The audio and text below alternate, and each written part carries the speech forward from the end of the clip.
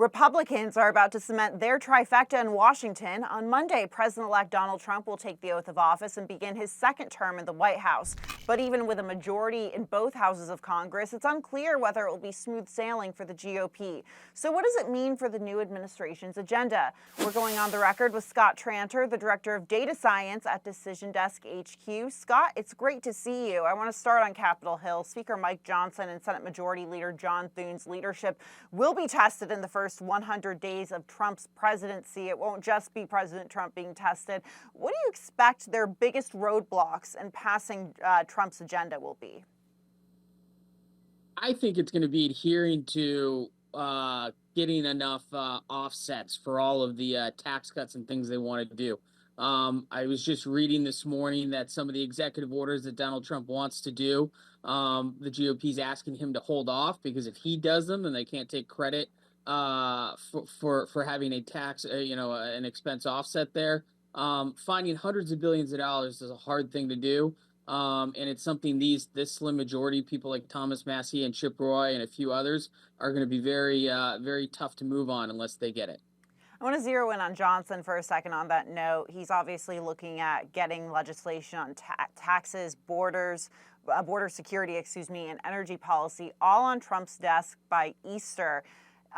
Look, you mentioned this a little bit before with, folks like Thomas Massie and Chip Roy, but are Republicans showing any signs of unity? They got behind Johnson, but is it at least enough unity to push that agenda to the president-elect's desk by Easter? By Easter, I'm going to take the over on that. That's ambitious, even if they had a 20-person margin. But the slim margin they have now, I think it's going to be tough. I think it's also going to be tough. This is Speaker Johnson's first full term as Speaker. He's has an interesting committee selection process. The new Rules Committee chair with Virginia Fox. A little upheaval on the Intelligence Committee.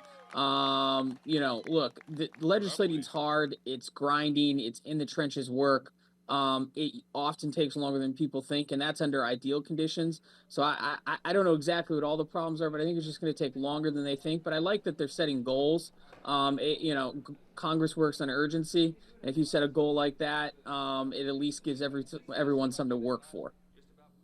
So in the Senate, the chamber is focused this week, obviously, on those confirmation hearings. Pam Bondi, Trump's pick to be Attorney General, under a lot of questioning from Democrats, obviously. I want to turn our attention, to a new AP NORC poll published Wednesday that found that less than 2 in 10 Americans are extremely or very confident in President-elect's Department of Justice and that it will act in a nonpartisan and fair manner. Then turning to Pete Hegseth, only 19% of adults approve of the Secretary of Defense hopefuls, getting through and, proving as his potential job as Defense Secretary. Could public opinion of Trump's picks hurt the incoming president, or will that fade away over time? I think it could affect them if they come out the gate. Some of these picks come out the gate with some missteps or overstepping or not doing the job they said they do. Largely speaking, Donald Trump is enjoying a pretty good approval rating amongst his transition, certainly better than he was in 2016. Republicans definitely support him across the board in all those picks. A lot of those disapproval ratings come from Democrats, which we don't expect them to like those picks on the front end. So I don't see any of them weighing down unless they make bad headlines, which is always possible. But I think Donald Trump's going to enter, his second term with a pretty good honeymoon of approval rating. I want to look at Congress as a whole, whether it's Republicans or Democrats. Congress is facing a very uphill battle with public opinion. That's nothing new. Only 15% of Americans say they approve of it, according to a new Economist YouGov poll.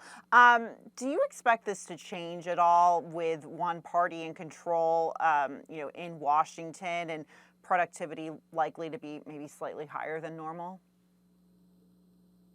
Look, 15% a somewhat of a high watermark. The last 10 or 15 years, it's kind of swung between high single digits and about 15%. So I think that's pretty good for them. I don't see it going much higher over the next year, even if this Congress starts passing a whole lot of bills, because there's going to be a lot of pushback.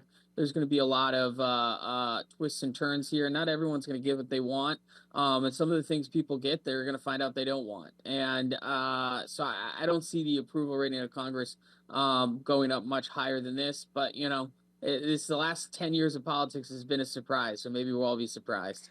Yeah, I want to head out west now, where parts of Los Angeles are, decimated and still smoldering after the devastating wildfires have taken place there. The city's mayor, Karen Bass, is facing fierce criticism for her handling of the fires that have destroyed more than 12,000 structures and killed at least 25. Scott, she could face a brutal re-election bid next year. There's been some chatter about recalls, but we know how hard recalls are to organize and pull off. But I think it's interesting because we've seen her former opponent, Republican turned Democrat Rick Caruso, really start to amp up his criticism of her. You have him retweeting Elon Musk's praise of him.